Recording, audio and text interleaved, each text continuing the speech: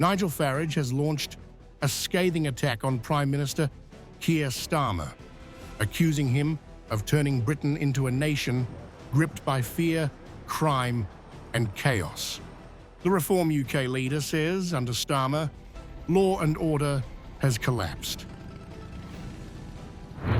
They are afraid to walk through the West End of London after 9 o'clock of an evening wearing jewellery. You wouldn't do it. That mothers have, particularly for teenage kids. Farage claims Labour's failure to control illegal immigration is fueling this violence. He says migrants entering the UK unlawfully must be detained and deported without compromise. That an Afghan male has a 22 times more likely chance of being convicted of rape, 40% of sexual assaults in London over the course of the last 5 years have been committed by those born overseas. But it's not just immigration. Farage says entire British communities are being destabilised by unregulated migrant housing, with locals living in fear of those housed on their own streets.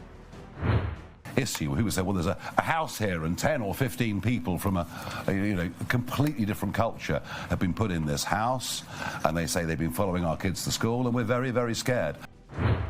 As crime rises, Farage says Starmer's government isn't just failing to act, it's actively covering up the truth.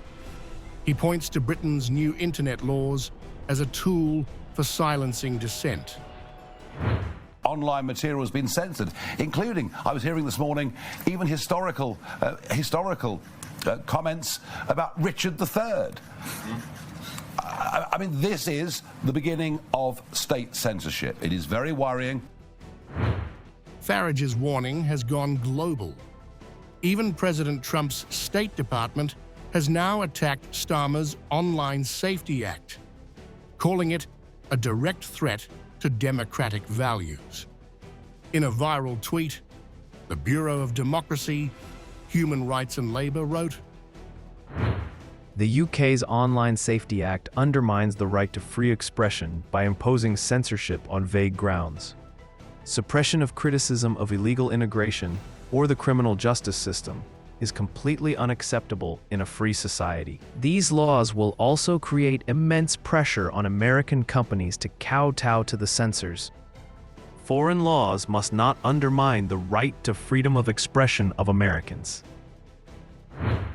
And you know, we might not like the truth, but we can accept the truth, that governments should stop hiding.